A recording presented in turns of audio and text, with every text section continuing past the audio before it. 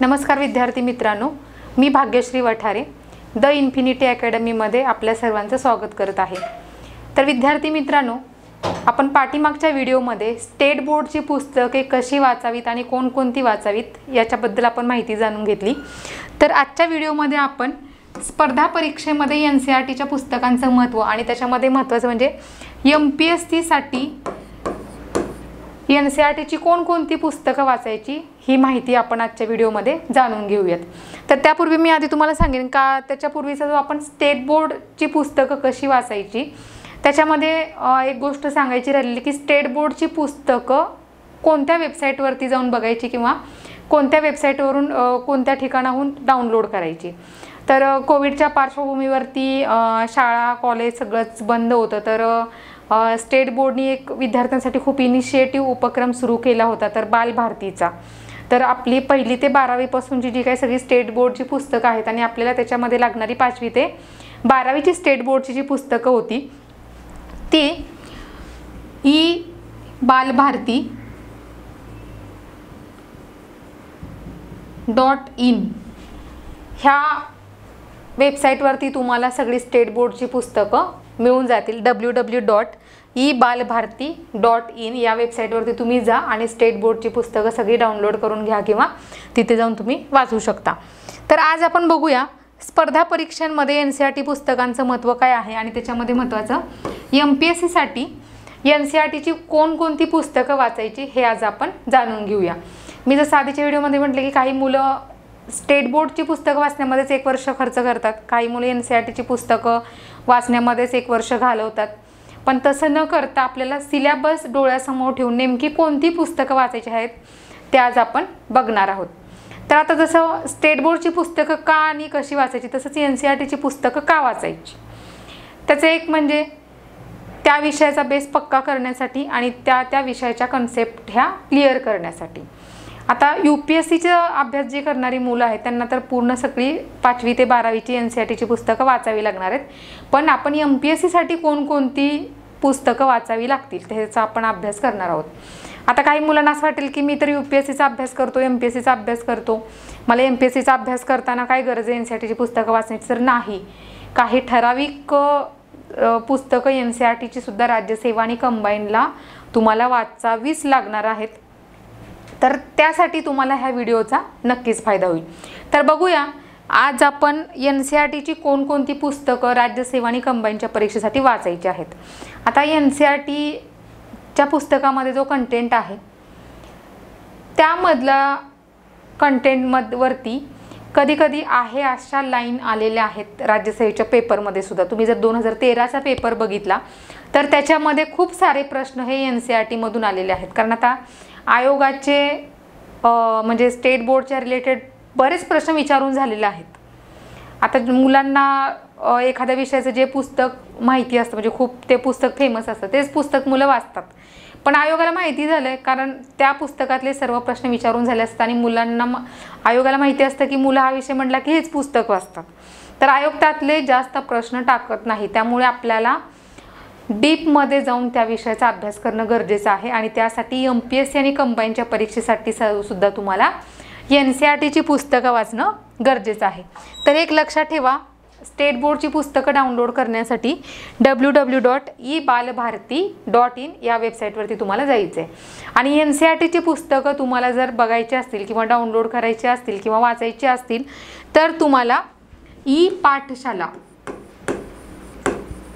हे एक ॲप्लिकेशन आहे। हे आपल्या गुगल प्ले स्टोअरमध्ये जाऊन तुम्ही ई पाठशाला हे ॲप्लिकेशन डाउनलोड करा आणि त्याच्यावरती तुम्हाला सगळी 5वी ते 12वीची एनसीईआरटीची जी पुस्तकं आहेत ती ह्या ॲपवरती तुम्हाला मिळतील। आता बरेच एनसीईआरटीच्या पुस्तकांचे ॲप्लिकेशन आहेत पण तिथे हिंदीमध्ये पण आहेत। आता हिंदीमध्ये आणि इंग्लिशमध्ये 2 माध्यमातून एनसीईआरटीची पुस्तकं अवेलेबल आहेत, मराठीमधून नाहीत। तर काही प्रकाशनाची मराठीतून सुद्धा पुस्तकं आलेली आहेत, पण आपण ओरिजिनल तुम्ही जास्तीत जास्त वाचाल तेवढा तुम्हाला जास्त फायदा होणार आहे। तर हिंदीमधून न वाचता तुम्ही इंग्लिशमध्ये वाचा, कारण आता आपलं हिंदी खूप वीक आहे आणि त्यातली जी भाषा आहे ती खूप म्हणजे हाय लेवलची हिंदी लँग्वेज आहे। म्हणजे आपण जी शाळेत शिकलो की वह गमला है किंवा हे अशी साधी साधी वाक्य नयन है, ही अशी वेगवेगळी छोटी छोटी आपण अशी हिंदीमध्ये वाक्य शिकलो किंवा आता जसं आपण मोडक्या तोडक्या जसं जमेल तशा टोनमध्ये हिंदी बोलतो, ती हिंदी काहीच कामाची नाही. मग तुम्हाला असं वाटतं की नाही मला हिंदी थोड्याफार मध्ये समजतं आणि थोडंफार मला बोलता येतं, पण तुम्ही जेव्हा NCERTची हिंदीची पुस्तकं वाचाल तुम्हाला त्यावेळेस काहीच कळणार नाही. मग त्यामुळे इंग्लिशमधून NCERTचे बुक्स वाचलेलं तुम्हाला जास्त बेटर राहील तुमच्यासाठी. तर आज आपण जाणून घेऊया. तर ई पाठशाला हे ॲप्लिकेशन तुम्ही डाउनलोड करा गुगल प्ले स्टोअरमध्ये जाऊन, तिथे तुम्हाला सगळी NCERTची पुस्तकं मिळून जातील. तर आज बघूया आपण की प्रत्येक विषयासाठी कोणकोणती NCERTची पुस्तकं वाचणं गरजेचं आहे MPSC राज्यसेवा आणि कंबाईनच्या परीक्षेच्या दृष्टीने. तर आता हिस्ट्री विषय बघूया आपण सुरुवातीला. तर हिस्ट्री विषयासाठी तुम्हाला ओल्ड NCERT आणि न्यू NCERT असे दोन पुस्तकं आहेत. तर हिस्ट्रीसाठी तुम्हाला ओल्ड NCERT पुस्तकं वाचणं गरजेचं आहे. तर प्राचीन भारताचा इतिहास जो आहे, प्राचीन इतिहास जो आहे त्याच्यासाठी सुद्धा तुम्हाला ओल्ड NCERT वाचायचं आहे. आणि याचंच मराठीत अनुवाद केलेलं एक पुस्तक आहे के सागर पब्लिकेशनचं. तर के सागर पब्लिकेशनचं जे आधुनिक भारताचा इतिहास,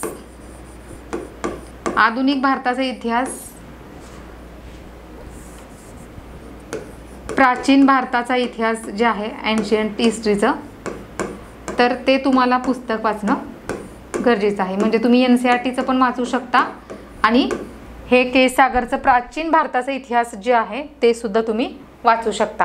त्याच्यानंतर मध्ययुगीन भारताच्या इतिहासासाठी तुम्हाला ओल्ड NCERTच वाचायचं आहे आणि सेम के सागरचंच मध्ययुगीन भारताचा इतिहास म्हणून जे पुस्तक आहे ते सुद्धा तुम्हाला इथे वाचायचं आहे. म्हणजे ज्यांना कळत नाही इंग्लिशमधून किंवा जास्त नको वाटतं, तर ज्यांना इंग्लिश समजेल थोडं कठीण जातं, तर त्यांनी ही पुस्तकं मराठीमधून जे अवेलेबल आहेत, जे अनुवादित आहेत, ती सुद्धा वाचली तरी चालतील.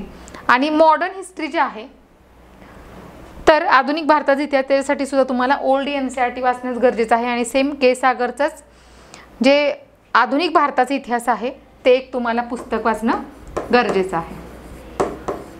तर हिस्ट्री ह्या विषयासाठी तुम्हाला ओल्ड NCERT वाचायचं आहे. मग त्या एन्शियंटसाठी, मेडिएवलसाठी सुद्धा आणि मॉडर्नसाठी सुद्धा.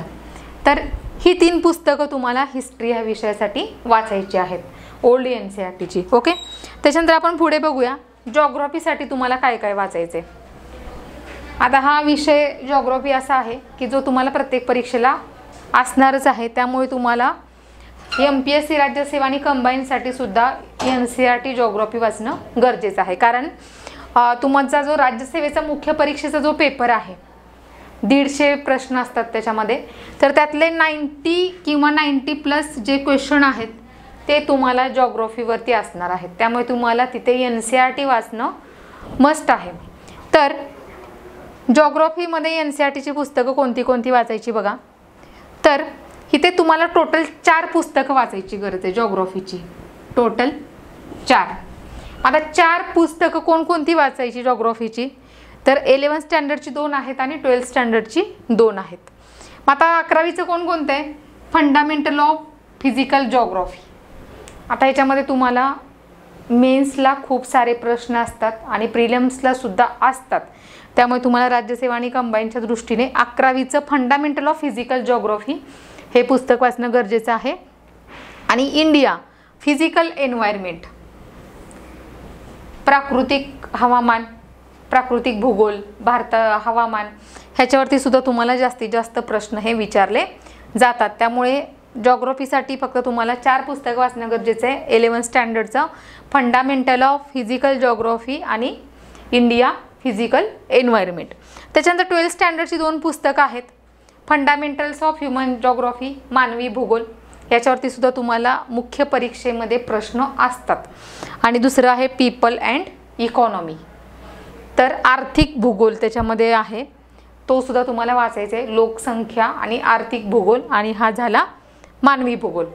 तर जॉग्रॉफीसाठी तुम्हाला राज्यसेवा आणि कंबाईनच्या दृष्टीने 11वीची 2 पुस्तकं आणि 12वीची 2 पुस्तकं वाचणं गरजेचं आहे, जी तुम्हाला राज्यसेवा पूर्व, कंबाईन पूर्व आणि राज्यसेवेचा मेन्सचा GS1चा जो पेपर आहे त्याच्यामध्ये जॉग्रॉफीचे जे 90 प्रश्न विचारले जातात त्याच्यासाठी तुम्हाला ही 4 पुस्तकं वाचणं मोस्ट इम्पॉर्टंट असणार आहे. तर जॉग्राफीसाठी लक्षात ठेवा 11th स्टँडर्डचं fundamental of physical geography, India physical environment, fundamental of human geography 12th स्टँडर्डचं आणि 12th स्टँडर्डचं पीपल अँड इकॉनॉमी, ही अशी टोटल 11वी आणि 12वीची मिळून जॉग्राफीसाठी तुम्हाला 4 पुस्तकं वाचणं गरजेचं आहे.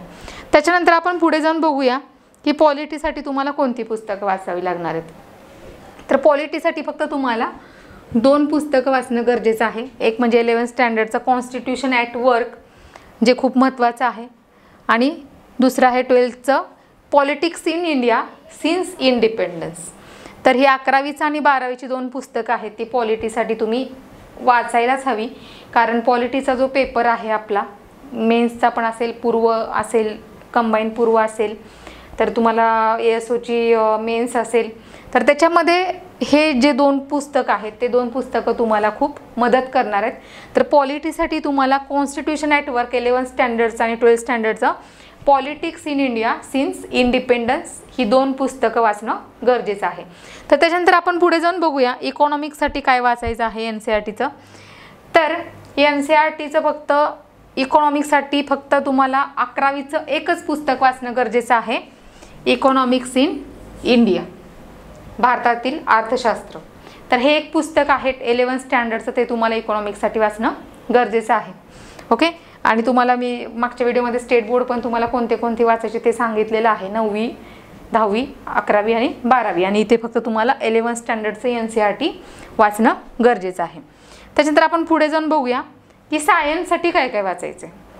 आता सायन्स हा सुद्धा एक महत्त्वाचा विषय आहे जो राज्यसेवा पूर्व, कंबाईन पूर्व, UPSC पूर्व, त्याच्यानंतर सगळ्या पूर्व परीक्षा असतो, आणि ह्यालाच जोडून काही घटक तुम्हाला मुख्य परीक्षेमध्ये सुद्धा असतात सायन्स टेक्नॉलॉजीमध्ये.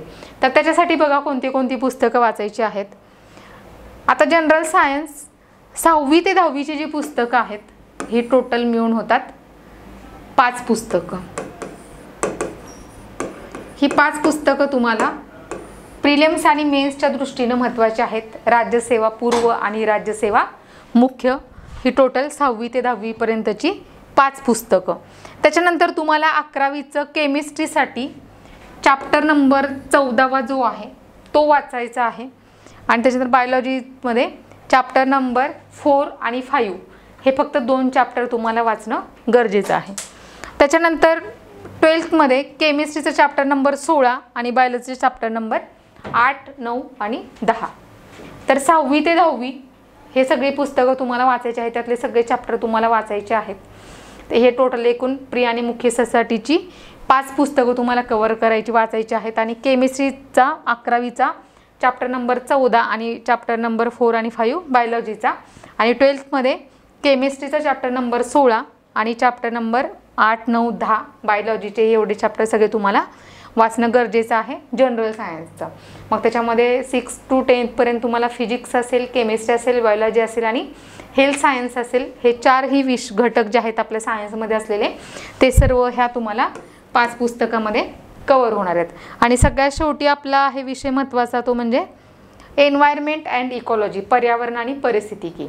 तर त्याच्यामध्ये तुम्हाला फक्त 11thचं जे पुस्तक आहे बायोलॉजीचं, आता आहे बायोलॉजीचं पण त्यातलं चॅप्टर नंबर 13 आणि 16 जे आहे त्याच्यामध्ये तुम्हाला सगळे जे एन्व्हायरमेंटच्या रिलेटेड जे सगळे घटक आहेत ह्या 13 ते 16 चॅप्टरमध्ये ते सर्व घटक तुम्हाला कव्हर होणार आहेत.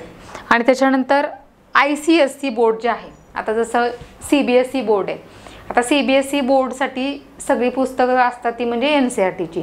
तर तसं ICSE एक बोर्ड आहे. मग ज्यांना एन्व्हायरमेंटमध्ये खूप काम करायचे किंवा एन्व्हायरमेंट विषय ज्यांना पक्का करायचे, कारण एन्व्हायरमेंट पूर्वला आहे, राज्यसेवा पूर्वला आहे, काही करंट रिलेटेड प्रश्न कंबाईनच्या परीक्षेमध्ये सुद्धा असतात, UPSC मध्ये सुद्धा तुम्हाला जास्त प्रश्न एन्व्हायरमेंटवरती विचारलेले असतात पूर्वला. आणि राज्यसेवा GS1चा जो पेपर आहे जॉग्राफी, त्याच्यावर मध्ये 90 मार्काला असतं, 150 प्रश्नांपैकी 90 प्रश्न असतात, आणि त्या 90 प्रश्नांमधले 15 प्रश्न हे एन्व्हायरमेंटवरती असतात. तर हे 15च्या 15 मार्क्स तुम्हाला मिळवण्यासाठी हे ICSE बोर्डची सुद्धा 11th आणि 12th 2 पुस्तकं वाचणं गरजेचं आहे. कारण आता ह्याच्या बऱ्याच ठिकाणी तुम्हाला झेरॉक्स सुद्धा मिळतात, अवेलेबल आहेत दुकानामध्ये, किंवा तुम्ही बुकशॉपमधून ही 2 पुस्तकं विकत सुद्धा घेऊ शकता. पण तुम्हाला जर एन्व्हायरमेंटमध्ये पैकीच्या पैकी मार्क्स मिळवायचे असतील, कारण UPSC मुख्य परीक्षेमध्ये सुद्धा आणि पूर्व परीक्षेमध्ये सुद्धा खूप सारे प्रश्न एन्व्हायरमेंटवरती असतात. आणि राज्यसेवा GS1चा जो पेपर आहे पहिला, त्याच्यामध्ये जॉग्राफी 90 प्रश्न असतात, त्यातले 15 प्रश्न हे एन्व्हायरमेंटवरती असतात.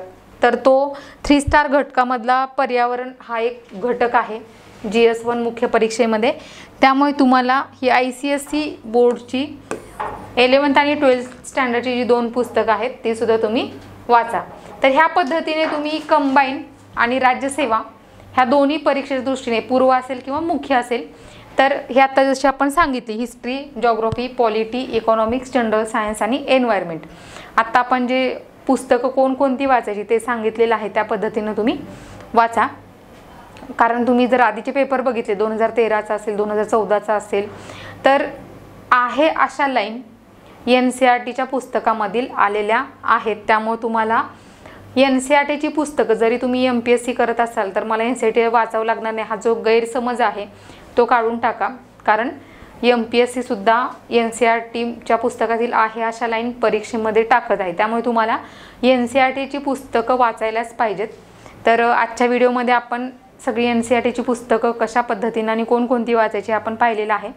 तर NCERTची पुस्तकं तुम्हाला ई-पाठशाला या ॲप्लिकेशनवरती मिळतील आणि स्टेट बोर्डची पुस्तकं www.ebalbharti.in या वेबसाईटवरती तुम्हाला मिळून जातील. थँक्यू.